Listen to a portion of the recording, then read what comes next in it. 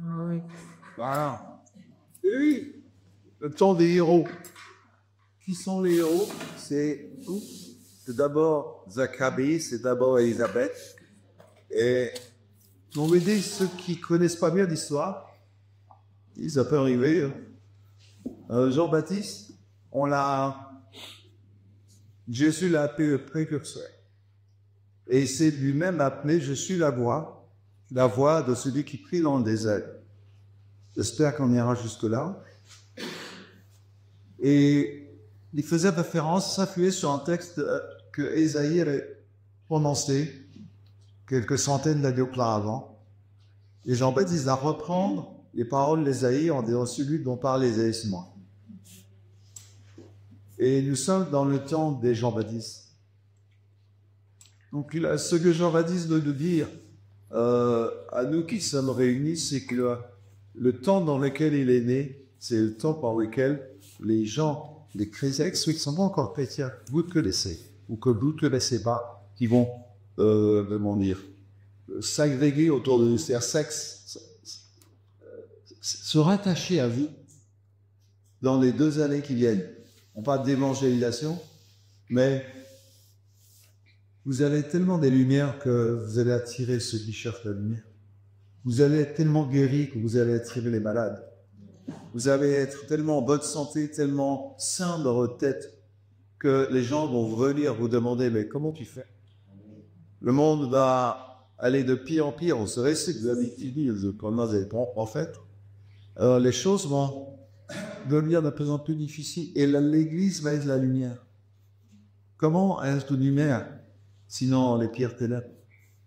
Donc, ça veut dire qu'il y a, je vous l'ai dit, dans les 2 années qui viennent, il y a aux maisons vont devenir des arbres de paix, des arbres de guérison, de révélation de la parole de Dieu. Vous allez imposer les mains, vous allez prier pour les gens seront remplis d'esprit. Vous allez marcher sur l'eau. Il y a un chant qui dit « Donne-moi des ailes ». Alors on a pas trop ça avec Tim, mais j'ai trouvé un texte dans la Bible qui dit « Si j'aurais des ailes, je volerais jusqu'à toi pour louer ton monde », etc. Et il y a un chant qui dit « Si j'aurais des ailes, je louerais toi, etc. » En fait, Dieu va faire de vous des ailes. Dieu va faire de vous des hommes et des femmes dans les difficultés. Ah, vous dites, oui, c'est déjà difficile pour Pascal, pour changer, d'arrêter, de débarrer une œuvre, etc.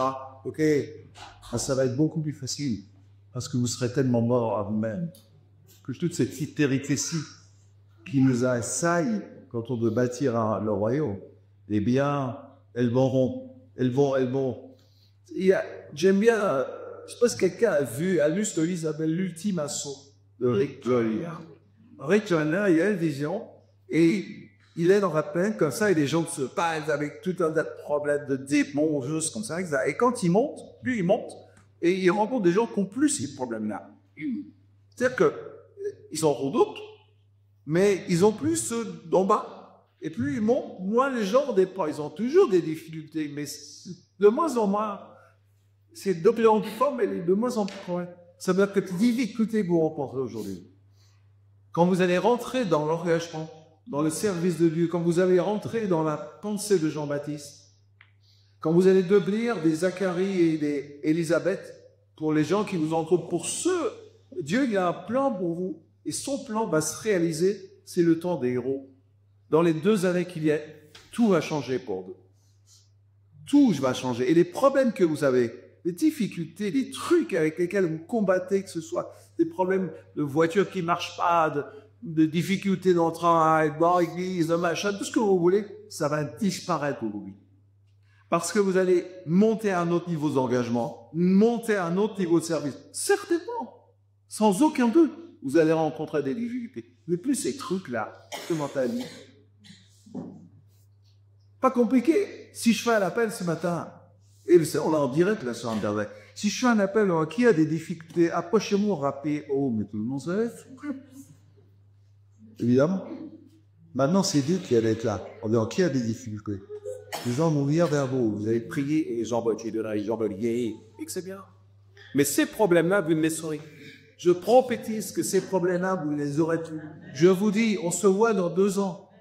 Dans 2 ans, vous êtes là, je vous étais hier, vous serez avec vos 10 ouailles et en plus vos brebis, appelez ça comme vous voulez, votre paroisse. Et quelqu'un se demande, Pascal, il a de la mémoire. Il dira, il viendra à la place et il dira, est-ce que vous vous souvenez ce que le prophète a dit il y a 2 ans? Le prophète vous a dit que dans 2 ans, vous n'aurez plus ces problèmes. Vous en aurez d'autres démons, si vous voulez. D'autres difficultés. Ça m'a secoué la poussière de vos pieds. Vous voulez rendre... C'est le temps des héros. Et les héros, c'est vous. C'est ce que nous dit Jean-Baptiste. Jean-Baptiste, là, et Luc, c'est intéressant, on a vu hier, que Luc, on a mis ça du journalisme, les mots chrétiens sont laissés. Il dit tout... J'ai cherché dans les détails.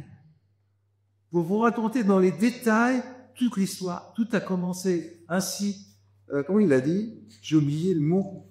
Et puis il marche. Il a dit tout a commencé comme ça. C'est le début de l'histoire. Vous vous rappelez? Et alors le début de l'histoire, c'était passionnant. C'était ce texte-là. Et je vous ai dit un truc. Ça va. Voilà. Je vous ai dit ce verset-là, verset 5, du temps d'Hérode, roi de Judée, pardonnez-moi. Il y avait un sacrificateur de Zacharie de la classe d'Abia. Sa femme s'appelait Élisabeth. Tous deux étaient justes devant Dieu. C'est le verset suivant que je n'avais pas eu le temps de lire avec vous. Tous deux étaient justes devant Dieu. Voilà, on va le travailler. Observant d'une manière irréprochable que les commandements, on va prendre un peu de temps pour écouter ça. J'espère cependant. Parce que c'est Luc qui nous a dit, je te peins la croix, Théophile. Et les détails que je suis en train de dire sont importants pour ta foi. Parce qu'ils vont asseoir ta foi pour que tu puisses savoir que ce que tu as appris, c'est des justes, et pour que tu puisses développer ça. Et bien, s'il y a un livre, c'est type des actes. Il veut dire, là, ça a commencé comme ça, mais ça continue. Et moi, je suis en train de parler de Luc. Mais vous allez écrire le livre des actes. Et le même Luc va écrire à Théophile en disant, vous qui allez lire ce que j'écris, c'est de vous dont il est question. Vous allez écrire le livre des actes des apôtres, ou prolonger le livre des actes des apôtres. Et qui a envie de ça? Qui veut être l'ange, il est assez simple. Je vous l'ai dit hier, mais je veux quand même le répéter. Ce matin. Parce que je veux que vous compreniez où le Seigneur nous oriente.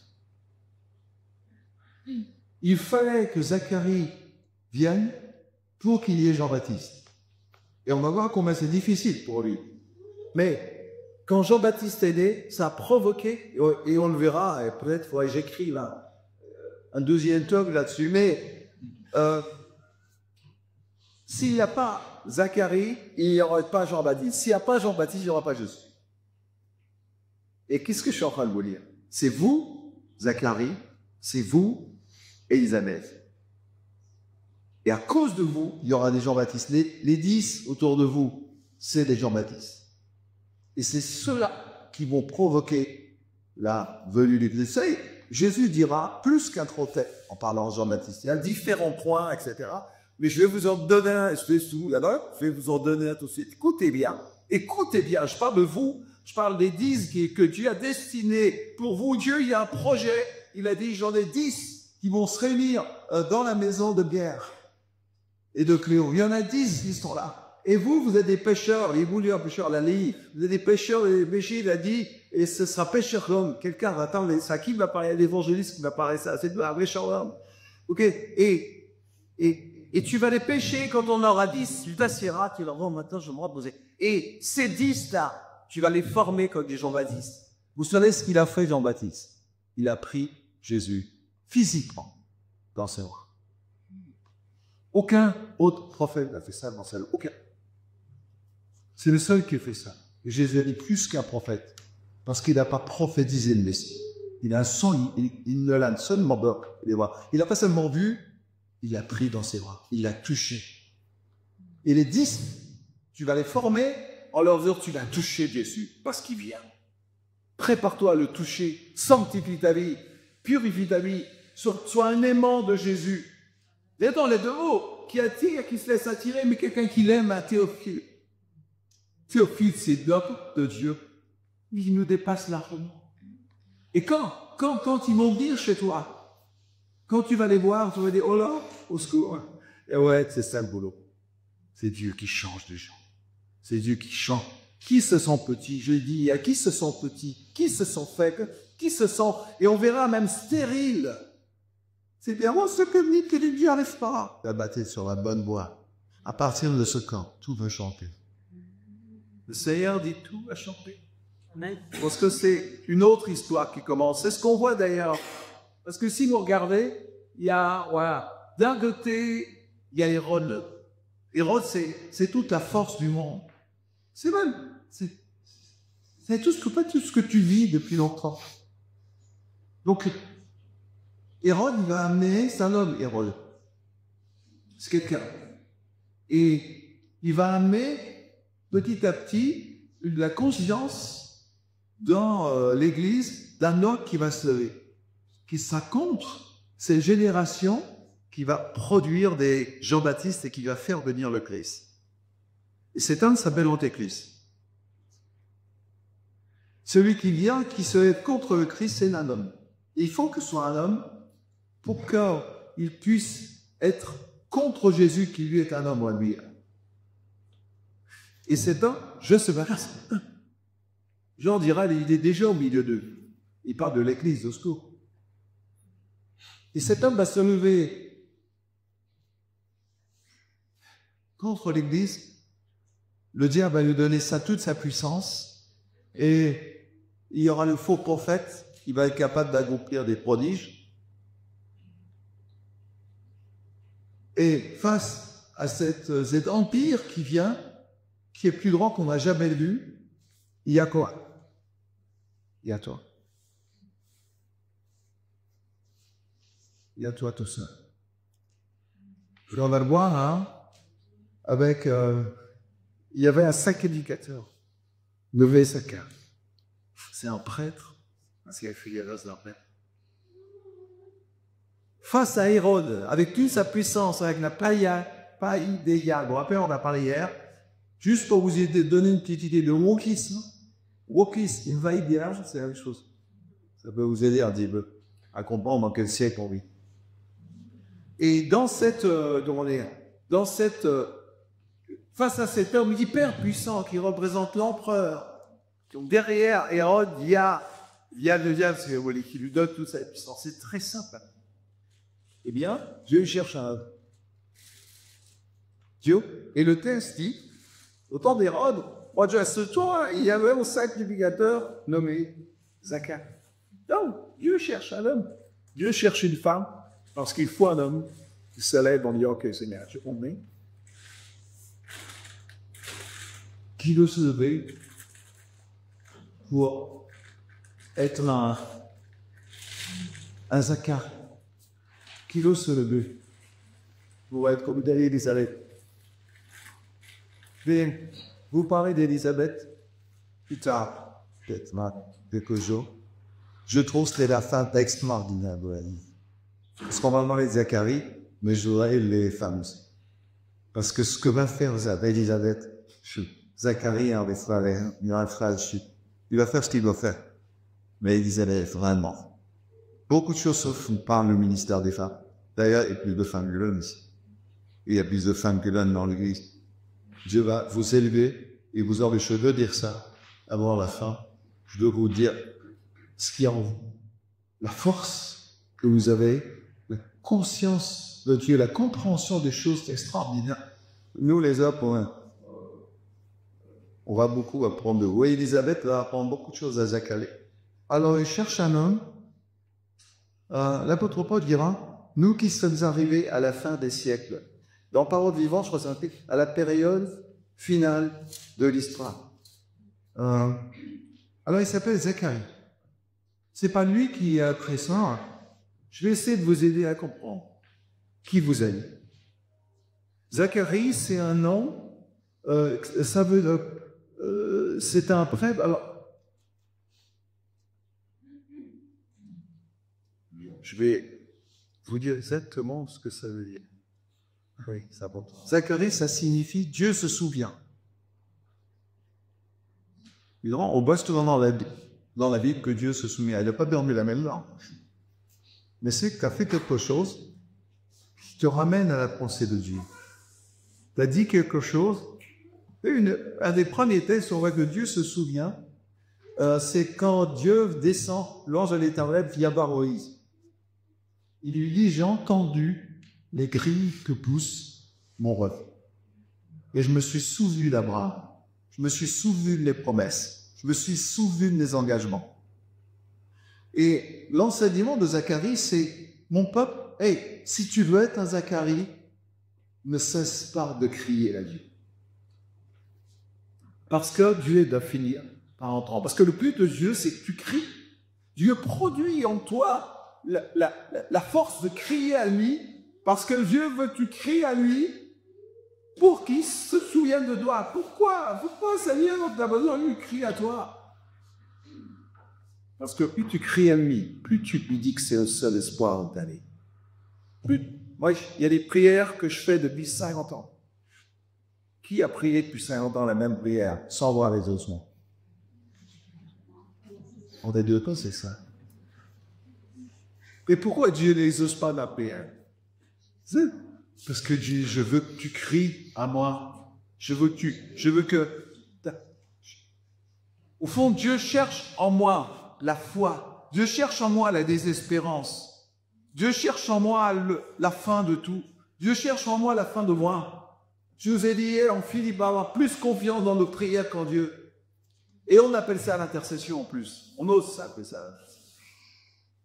Plus je suis désespéré, plus je continue à crier à Dieu. Ça creuse le buis de ma désespérance. Et Dieu attend que je sois plus rien, que lui soit tout. Bon, l'aboutissement de ma prière, c'est Jésus se répand.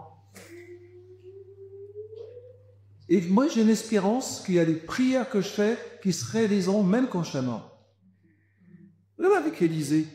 Élisée, il est mort, enterré, et on jette un soldat à mort dans le fossé, et le texte dit bizarrement, le soldat, il est mort, le cadavre touche les os d'Élisée, il se réveille. Et bien moi, j'ai la prétention de croire que mes prières que Dieu n'a pas exaucées dans ma vie, les exaucera quand je serai mort. C'est pourquoi j'écris des livres. Juste c'est la vérité. J'ai fait des livres pour que mes petits-enfants les lisent un jour et que mes os les touchent. Et si il n'y a pas d'exaucement dans ta vie, il y a des prières intimes qui ne sont pas exaucées. Laisse Dieu t'amener au fond de toi-même. Et quand tu n'en peux plus, quand tu te dis « j'y arriverai pas », tu continues à dire à Dieu, il va finir par t'entendre. Et en bout les gars, c'est ce que Zacharie nous dit. C'est ce que ses parents nous disent. Élisabeth, ça veut dire Dieu est serment, ou Dieu, la promesse de Dieu, ou la plénitude divine. C'est la femme d'Aaron. C'est descendant Élisabeth. On va voir ça. Mais quand même, juste pour vous donner une petite idée. Vous savez ce que la maman de Moïse fait? À l'époque, le pharaon, qui est un type d'Hérode, c'est la même chose, même esprit qui est contre Israël. À un moment donné, le pharaon dit, il faut tuer tous les garçons, les VP. Pourquoi? Parce que il ne veut pas que le peuple prospère. D'ailleurs, si vous regardez bien, dans 3 moments de l'histoire, des moments où le Messie doit apparaître, Moïse, c'est le sauveur, c'est un titre de Jésus, un titre du Messie. Pour pas que Moïse naisse, le diable fait tuer tous les enfants. À l'époque de Jésus, Hérode fait tuer tous les enfants pour que Jésus ne naisse pas. Et il n'y a jamais eu autant d'avortements aujourd'hui en Europe. Le diable fait tuer tous les enfants. Le précurseur Jean-Baptiste ne naisse pas. Que Jésus n'apparaisse pas. Il ne peut rien faire contre la correspondance. Regarde ce Julien. Le diable ne peut rien faire contre l'apparition du Christ. Jésus a dit ce jour, il est décidé par mon Père. Ah oui, point. Pensez qu'on se Dieu, le diable, ça ne change rien. Sauf, il peut intervenir contre les Jean-Baptistes. Parce qu'il faut des Jean-Baptistes pour que le Messie vienne. Et les Jean-Baptistes viennent vous dire, vous êtes les parents de Jean-Baptiste. Et en continuant, ouais, je vous dirais, vous êtes des Jean-Baptistes. Parce qu'on engendre des comme nous. Vous n'êtes pas que des Zacharie, vous êtes aussi le fils de Zacharie. Vous n'êtes pas que des Élisabeth, vous êtes aussi Les enfants. d'Élisabeth. Alors, qu'est-ce qu'elle a? La maman de Moïse, elle se dit, mais je ne veux pas tuer mon fils, ok, elle le cache. Et puis, elle le cache pour pas que les gardes de Pharaon le tuent. Et à un moment donné, elle ne peut plus le cacher. C'est ce que font toutes les mamans chrétiennes du monde. Elles élèvent leurs enfants à la fois, les cachent du monde. Et à un moment donné, elles le cachent. Et elle a l'idée, elle va le mettre dans une barquette, le genre un panier en osier, et elle va le mettre sur le lit comme ça, et après, la fille de Pharaon va le découvrir, on va le prendre, et ça va, ce petit bonhomme-là va devenir le grand Moïse. Mais d'où lui est venue l'idée de mettre son fils dans un panier comme ça, et en plus de mettre sur le lit. Tout ça lui est venu l'idée. Vous savez ce qu'elle a fait? Elle a cherché en elle-même, dans sa poire, dans son histoire. Elle a laissé où? Ouais, à quel moment où je vais tirer la source de ma vie, où je vais tirer les solutions pour m'en sortir. Et là, pour ça, oui. Et le mot panier en osier qu'elle va faire pour mettre son fils dedans, c'est le même mot en hébreu que le mot arche. Elle puise dans l'histoire de son peuple les solutions pour son avenir. Et elle va enduire l'arbre de poids comme Noé avait fait. Et elle le met sur l'eau comme Noé avait fait, où Dieu avait fait avec Noé. Amen. L'eau qui va détruire le monde va soulever l'arche. La puissance divine, le jugement qui vient, qui va couvrir le monde, va faire élever, vous élever. C'est le jour de l'Éternel. Et elle puise là dans les racines de sa vie, qui est la parole de Dieu. Et elle puise les sources de son avenir. Elle sait exactement ce que les parents de Zacharie et d'Élisabeth m'ont fait. Ils étaient dominés par Hérode et son prédécesseur. Et ils avaient des enfants. Zacharie aimait ça, petit bébé, comme le type qui pour partout de télévision là deux. C'est pas vrai, ça petit bébé des bouts de chou. Et puis Élisabeth, ils ont une fille, comment on va l'appeler? On va l'appeler, tiens, on va l'appeler plénitude divine. On va l'appeler promesse de Dieu. On va l'appeler Dieu et serment. Et on va lui dire, voilà, chaque fois que vous faisiez Élisabeth, c'est vous pour mon bas. Chaque fois, ils ne disaient pas Élisabeth, eh bien, Dieu est serment, eh bien, plénitude divine. Imaginez, moi, j'ai une amie qui disait, ma fille, c'est une princesse. On était à table au restaurant, et la gamine là-dedans, et jouait par terre, en fait, comme pour les enfants sunabdan, avec les jambes, les mains, et ça. Et elle l'a prise, elle lui dit, tête princesse, elle la met sous la table, elle l'a mis sur la table. Elle lui a dit, vous êtes sur la table. C'est exactement la même chose avec Élisabeth. C'est ce que je veux vous dire. Quand Dieu vous parle, quand Dieu te parle, Bérénice, il te dit pas Bérénice, je ne sais pas ce que ça veut dire, mais il lui dit, tu es la reine, tu es la plénitude divine, tu es la promesse de Dieu, tu portes le serment de Dieu. Et alors Zacharie, Dieu se souvient ou se souviendra, ou Dieu se rappelle, c'est celui qui va faire que Dieu va se rappeler de ses promesses. Hey, Élie, c'est le nom. Mais au fond, toi, quand on t'appelle, Dieu se souvient. Viens, Dieu se souvient. Viens, souviens-toi, Dieu. Tiens, viens, hey. C'est comme ça se vivait. Et les parents d'Élisabeth et de Zacharie, les parents, ils sont venus à puiser dans l'histoire biblique. Et on va te donner un nom. Et à partir de qui tu es, tu dois produire l'avenir. Parce que les choses que tu portes dans ton nom, dans ta personnalité, dans l'appel de Dieu, pourquoi? Eh bien, ils vont produire l'avenir, ça va produire Jean-Baptiste. Et ce que je peux te dire, peu importe le nom que qu'ont donné tes parents, ce qui compte, c'est le nom que Dieu te donne. Et je te le dis en vérité, tu es Zacharie, tu es Élisabeth. Ça ne se fera pas sans voir la vie en arrière, ça va savoir nous. Ça se passera en toi. Tu t'en sortiras par elle. Tu pourras pas descendre les pierres. Il y en a 10 qui répondent à ta porte. Il y en a 10. Luther disait de la paroisse sur le monde. Occupe-toi de tes 10, on ne s'occupe pas du monde après. Bien. J'aime ce texte. J'aime ce texte. Alors Zacharie, lui, c'est un paix. C'est pas seulement un homme, mais c'est un plaid. C'est important ça. On va faire tout à l'heure. Je vais aller jusque-là aujourd'hui. Vous me direz le timing. Sinon, j'ai qu'à boire à l'huile vague à vos lumières. Non. Donc, Mais vous savez, on va être entraîné dans Jean-Baptiste. Moi, je suis garanti, ce soir à 22h, on n'aura rien à illustrer ça. Écoutez Jean-Baptiste. Puis Elisabeth, quelle part extraordinaire. Elle était stérile. Ça brûle en moi de vous dire en avance ce qu'elle va faire. Vous avez, comment dire, vous portez, quand je vous dis vous êtes des Elisabeth, je suis pas en train de vous dire, vous vous propulsez dans une histoire qui n'est pas là-haut. Au fond, c'est le temps des héros, c'est ce que je vous ai dit.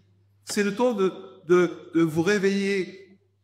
Les 2 années qui viennent vont être les années les plus marquantes de votre vie, parce qu'elles vont marquer le royaume. Vous savez, quand vous allez comparer devant Dieu, vous aurez une couronne sur la tête.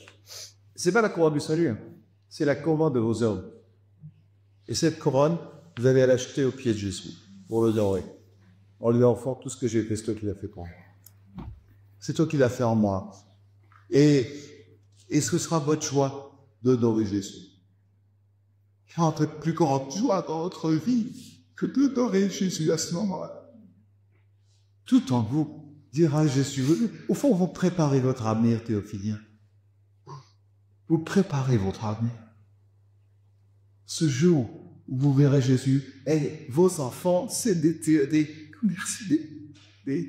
Jean-Baptiste Théophiliens. Vous allez leur apprendre à aimer Dieu plus que tout. C'est eux qui vont toucher Jésus. Après, vous serez paradis, vous. C'est pas, j'en sais rien. Il n'y a pas de plus grande joie que voir mes enfants les plus beaux que moi. J'ai pas de plus grande joie. Dieu cherche un homme pour en faire un plaire. Oui, parce que pour qu'il y ait devant la 10, il faut des mères, il faut des pères. Le problème d'Élisabeth, c'est qu'elle est très vieille, elle n'a plus l'âge d'avoir des enfants. Et on verra, Zacharie non plus. Avec Dieu, on n'est déjà plus trop vieux. Je l'ai déjà dit 100 fois, ou 10 fois. Oui, j'ai 60, 10, bientôt 61. J'ai commencé mon parcours à mes vieux, j'ai officiellement à 20 ans. Avant, oui, bien sûr. Mais officiellement, je suis né de vous. Ben, voilà, c'est à court. J'avais votre âge. On m'a jamais tenu ce langage. Regardez ce que j'ai fait avec le peu que j'avais. Mais tout ce que j'ai accumulé dans ma vie, je le donne. Tous les matins, je me jeûne. Et moi aussi, qui me reprend. Comment est-ce que je suis content ça? Donc Dieu cherche des pères et des pères. Souffle. J'aime bien que vous compreniez, je vais essayer de vous faire comprendre quelque chose. J'aimerais que vous compreniez que les parents d'Élisabeth et les parents de Zacharie dont je viens de parler, c'est vous êtes les grands-parents de qui vous êtes. Ça veut dire que l'histoire, on passe le temps à prier pour les problèmes qu'on a à cause de nos parents. Bon, mon fils m'a dit que mes problèmes viennent de toi. Je pense qu'il a un peu perdu la mémoire. Ben bon, et tout. Moi, je pense qu'on devient adulte quand on arrête de dire que tout est d'un peu de nos parents. C'est mon avis. Ben, je suis un synthétique, ce que je dis pas que ça peut qu'on a dit. Vous savez, on passe plus de temps à régler des problèmes liés à l'enfance que des problèmes liés à la vie. Venez voir en disant, Philippe, j'ai peur de l'avenir, mais je veux que j'avais des prix pour moi. Non. Je veux dire, ça fait 45 ans que je suis vieux. J'ai jamais quelqu'un qui laisse. Je l'ai vu. Mais alors, des gens qui ont dit, j'ai des difficultés, quand tu ouvres un peu l'histoire de mon ami, parce que c'est à cause d'une blessure de l'enfance à 5 ans, maman m'a dit ça, ou m'a dit ça, les gars. On prenne les histoires. Ce que je peux vous dire, c'est que puisque vous êtes les Zacharie et les Élisabeth, votre histoire, c'est pas vos parents, votre histoire, c'est les parents de Zacharie. Ça veut dire que Dieu a un projet qui dépasse vos histoires. Pour le dire encore plus simplement, le jour où vous arrêterez de dire sans cesse « j'ai mal là, j'ai mal là, j'ai mal à prier pour moi, machin, etc. » Ça, c'est à cause de mon histoire, c'est à cause de... Quand vous arrêterez ça, et vous regarderez devant vous dire « ouais, j'ai plein de problèmes », mais si vos parents, c'est pas vos parents. Vous êtes nés de nouveau. Et Dieu vous a... quand je vous parle de vous, je sens bien, vous dites, c'est bien. C'est bien. Non. Je vous ai donné des clés ce matin. Changez. Arrêtez. Et ouvrez votre maison mercredi soir. Ou le jeudi, si vous voulez. Ou le vendredi. Consacrez notre appartement de part. Je vous ai dit, j'ai un ami, il a fait l'église pendant 3 ans, je peux faire exactement, sous un arbre. Dans l'Afrique, il y avait des dons. Juste là, il n'y a pas de maison. Je laisse sa maison des petites. Maintenant, il y a une grande maison. Ok, il y a toujours plein de monde, mais je sais où tu vis. Je sais moi. Il y a des gens qui se révisent dans les McDo. Ouais. Parce que dans les McDo, tu peux te réunir en faire des réunions de prière. J'en connais qui? Je sais pas où, je sais pas. Mais en tout là où tu vis, c'est là qu'il y a la maison de Dieu. Et alors, tes parents, c'est les parents de Zacharie. Tes parents, c'est des gens qui viennent de là-dedans. Si tu sais pas qui tu es, il a dit, Abraham, c'est de ma mère. Isaac, c'est ton arrière-grand-père. Et quand tu puises dans la Bible, quand tu dis ça c'est les racines, tout d'un coup, tu es projeté dans. La Bible dit qu'ils sont morts sans avoir vu ce pourquoi ils ont travaillé, ce pourquoi ils ont servi. Et le texte il a dit, mais pourquoi ils n'ont pas vu? Parce que c'était à nous de le voir. Vous allez toucher Jésus avec vos mains.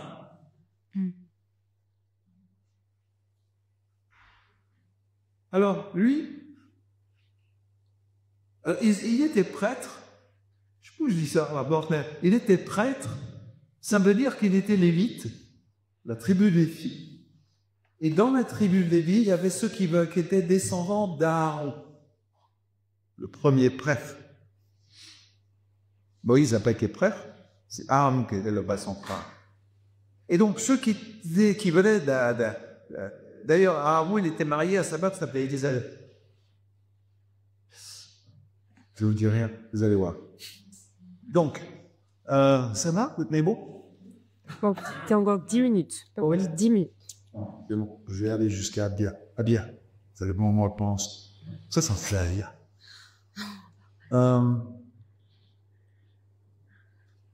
Aaron était marié à Élisabeth. Aaron? Bon. Comment dire? La tribu de Lévi, il y avait des milliers et des milliers de personnes. Dans ces milliers et dizaines de milliers de personnes, chez les Lévites, ceux qui étaient destinés à servir Dieu, il y avait ceux qui venaient d'Aaron. Et donc, ceux qui venaient d'Aaron, ils faisaient partie des Lévites, ils étaient prêtres, sacrificateurs. C'est-à-dire qu'ils allaient dans le temple et ils officiaient dans le temple. C'est des gens particuliers. Je vous rassure, c'est de vous dont il est question. Écoute pas de ce que je dis. C'est de vous dont il est que vous êtes des prêtres. La Bible dit que vous êtes les sacrificateurs. C'est vous les prêtres. Donc là, on est en train de parler d'Église. Parmi toute l'Église, ou les Lévites qui sont appelés à servir d'eux, il y a une race élue qui vient d'Aaron, le prêtre. Et cette race, c'est ce que la Bible appelle l'épouse. L'Église, c'est beaucoup de gens. L'épouse, c'est moins de gens. L'Église va s'ouvrir. Tout le monde va monter au ciel en même temps, je vous rassure. Mais c'est l'épouse qui va provoquer la venue de Jésus. C'est pas l'Église. Dans l'Église, il y a plein de gens qui n'attendent pas la venue de Jésus. Mais dans l'Église, il y a l'épouse. C'est l'épouse qui dit avec l'Esprit, Seigneur, viens, pardonne-toi. C'est l'épouse qui fait venir. Ça veut dire que dans l'Église, il y a des gens qui viennent d'Aaron, qui ont un ministère, qui sont engagés, il y a un appel de ce couple. Sinon, vous ne seriez pas là. On en parlait hier.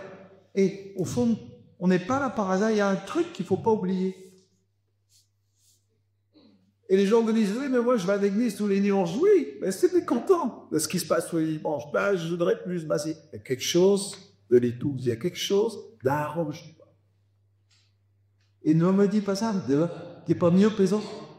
Et on regarde en plus tout à l'heure, il s'est tiré au sort son truc. Il y a vraiment rien de ça, de Tomulus, de ça à la télé. On voit ça, on voit la Terre de l'espace, où il y a un focus, on voit la Terre, on voit la mer, on arrive dans le Cap d'Agent.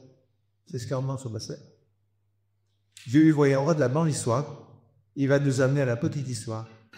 Et il va inverser les borderlands, les polarités, c'est-à-dire que la petite histoire va devenir la grande histoire. Je vais le dire autrement, ce que vous vivez ici, si vous saisissez l'appel de Jean-Baptiste, votre histoire va devenir la grande histoire. Vous allez devenir, c'est dans votre cœur déjà. Ceux qui aiment Dieu plus que, vous allez le finir. Ceux qui aiment Dieu plus que tout. Et ça, c'est l'épouse.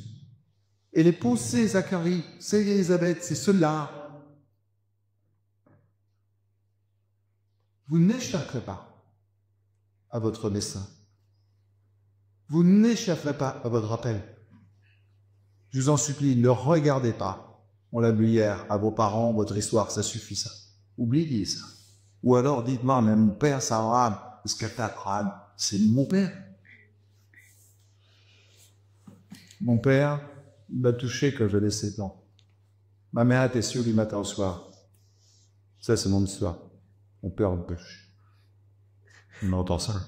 Comment est-ce que je suis en train de dire?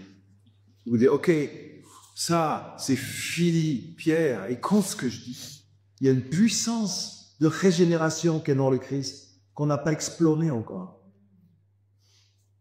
Et Dieu, dans les derniers temps, est en train de déverser une autorité, une puissance sur son épouse. Arrête de mélanger l'épouse et l'Église. C'est la même chose que tout le monde, ça, l'Église, tous les chrétiens. Mais dans les chrétiens, il y en a qui sont plus que d'autres. Donc, il y avait des milliers et des dizaines de milliers de lévites. Dieu le focus. Il regarde Élisabeth et Zacharie. Et là, il dit, dans toute cette église, eh bien, je vais en choisir certains. Et on peut voir que Zacharie, ils étaient juste devant Dieu, on verra, ils observaient d'une manière irréprochable tous les commandements, toutes les ordonnances. Je vous parle de ça demain. Il a des points d'enfant. Parce qu'Élisabeth était stérile. Non, c'est pas. Zacharie, il a d'autres problèmes, Zacharie. On en parlera après là. Des problèmes surprenants, d'ailleurs, intéressants. Et d'ailleurs, c'est surprenant que la Bible nous parle des problèmes de Zacharie à ce point. Mais tout comme ça. Je n'aime pas. Et pour ça, vous êtes épouse. Sortez de là. Hein. Vous ne prenez pas dans ce que vous n'êtes pas. Prenez-vous ce que vous êtes. Les intimes. L'épouse de Dieu. Et vous lirez dans l'Apocalypse, et l'épouse et l'esprit disent bien. Je vous l'ai déjà dit 100 fois, mais je me quitte pour que ça vous rentre dans vos mémoires spirituelles. C'est pas l'église, ça c'est l'épouse. Et de tout temps, les prophètes ont cherché le moyen de qualifier ceux qui étaient des intimes avec Dieu. Et ils ont trouvé le mot de l'épouse, de la relation conjugale. Je vais avancer. Alors, il est de la classe d'Abdia. Alors, bien, ça ne nous dit rien, toi, ça. Donc, en fait, c'est David qui on trouve ça dans 1 Chronique 24. David, comme il a voulu organiser l'adoration et le service du temple. Et pour servir dans le temple, il avait établi 20 classes, ça faisait des classes, qui servaient au temple. Alors, il y avait parmi tous les Lévites, qui étaient des dizaines de milliers, il avait divisé les Lévites en 24 classes. Et ces 24 classes, ils servaient 2 fois par an pendant une semaine. Donc, Zacharie, il sert au temple. Je vais vous dire ce qu'il faisait. Je donnais l'information. C'est la première de la mais il servait au temple 2 fois par an pendant une semaine. Et là, il tombe dans la semaine où l'ange va lui apparaître et lui promettre qu'il va porter Élisabeth. Oui. Son mélange. Et le Seigneur a dit, mais Philippe, cette semaine, la semaine de Zacharie, c'est votre semaine. Quand Dieu a dit ça, je dis, waouh, tu vas faire tout ça avec nous. Dieu a le projet. Vous savez, moi, je n'ai pas pour. Il savait, vous connaissez. Et je n'ai même pas envie. Je veux que vous, ça dit, au bout. Je vous donnerai mes notes. J'ai 14 de bicages de notes. Si vous en voulez, je les donnerai. Mais ce qui va se passer pendant cette semaine, c'est l'ange qui est en train de nous apparaître. On va rentrer dans le lieu très saint. Le lieu saint, pardon. On va offrir le parfum, ce qu'on a fait notre soir, la prière, la louange, etc. Et pendant qu'on fait ça, il y a un ange, et Pierre me disait, je vois des anges qui arrivent, ils font en général entre 5 et 10 mètres de haut, ils ont j'y allé. Mais ils sont dus là, ils sont en train de combattre pour vous, hier soir. Hier soir. Et moi, je suis ange un peu, si vous voulez. Je vais vous annoncer que vous allez être enceinte de Jean-Baptiste. Vous allez finir le Philippe Fuscari, vous condamnez. Moi, je suis bien dans l'église. Moi, je m'assieds dans l'église, et puis je suis là dimanche là. L'église, c'est quoi? Dimanche matin, je dis, amen. Mais je sais tout ça, je vous connais intimement pour être pas. C'est que mes amis marchent ensemble. Il y en a un qui dit, j'ai jamais entendu, je pas le temps. Un jour, je lui arrête de me dire ça, parce que Dieu est souverain, c'est ce qu'il veut. Dis-moi Dieu, peut-être pas c'est toi, ça.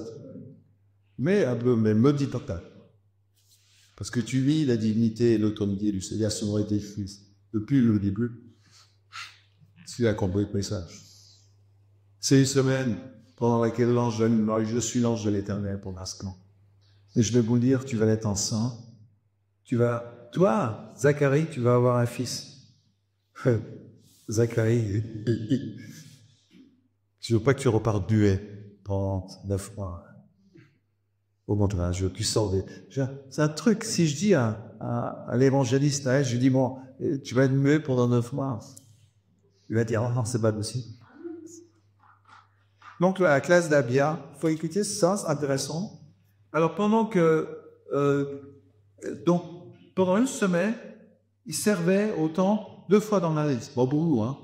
Il y a 52 semaines, les 50 autres semaines, ils faisaient rien. Pas très vrai. En fait, ils enseignaient la parole de Dieu.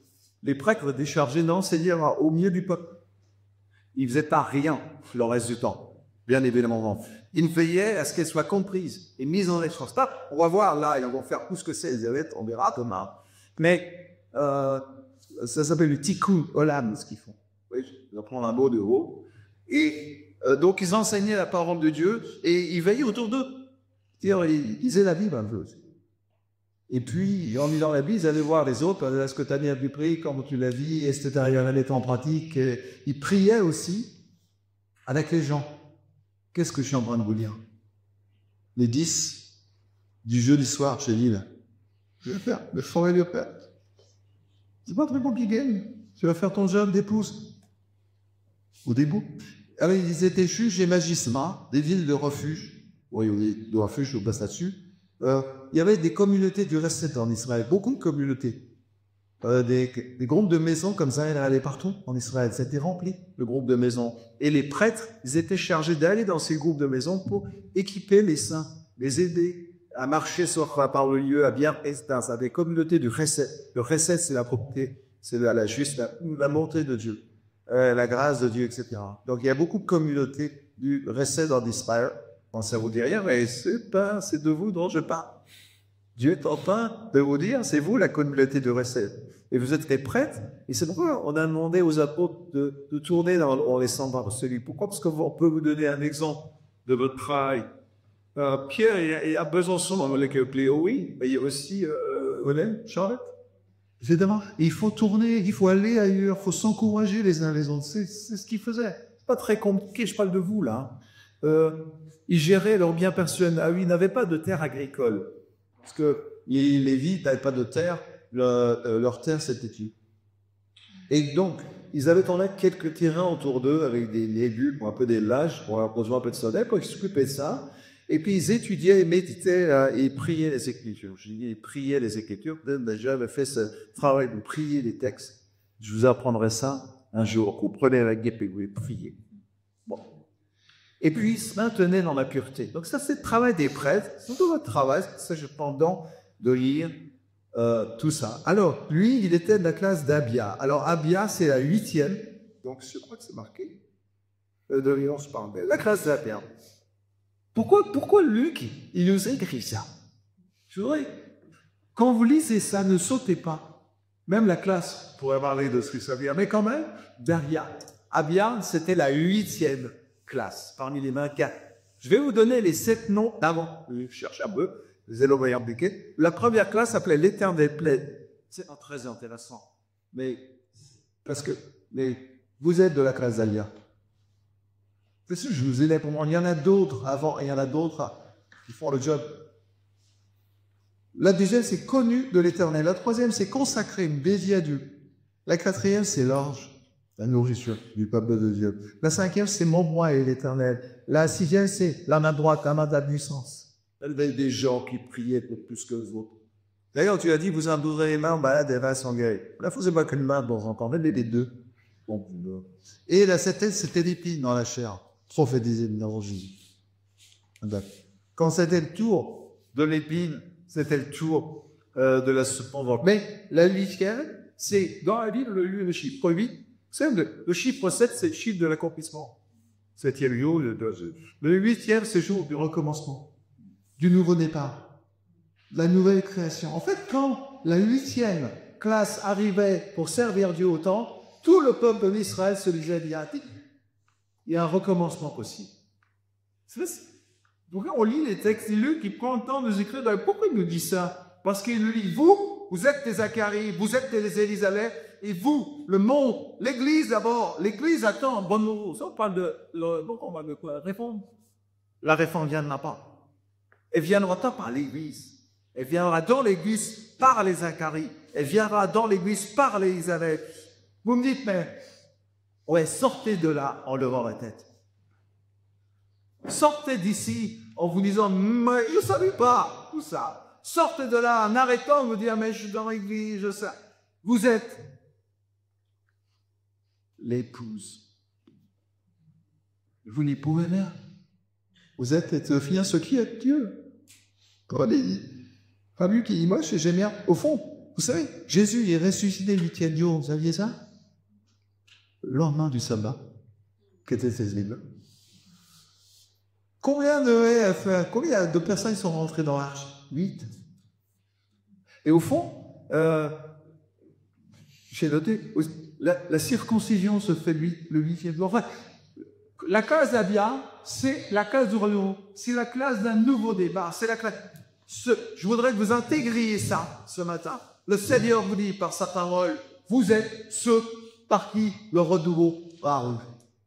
Parce que vous êtes de la 8e classe. Parce que vous êtes. Et de lui qui lui dit, hey, il y a Zacharie, il y a Élisabeth, il n'écrit pas seulement pour faire l'histoire, il écrit pour Théophile. Il nous écrit à nous. On l'a vu hier. Vous êtes de la face à bien. J'aime ça. Je crois que c'est dit. Ouais, juste pour prévenir, Zacharie, sa femme était d'entre les filles d'Aaron, elle s'appelait Élisabeth, bon ça on a un petit peu parlé, on verra un peu plus demain. En fait, on a une lecture, alors vous me direz, mais c'est juste un bout de verset. Mais comme Luc nous a prévenu que les détails sont importants, il y avait du temps d'Hérode, je vous ai dit hier, c'est la grande histoire. Et il nous dit, mais cette grande histoire va être déterminée. Il y a une number sur la grande histoire d'Hérode, la grande histoire du monde, la grande histoire de Macron, qui a décidé ce qu'il a décidé. Et cette grande histoire va être transformée, va devenir la petite histoire. Oui. Et la petite histoire d'Élisabeth et Jean-Baptiste va devenir la grande histoire. Avec un grand H. Il y a toute la puissante Rome derrière Hérode. On l'a vu. Mais le petit prêtre là, de rien du tout, vieillard. Ce petit prêtre va être la clé du salut.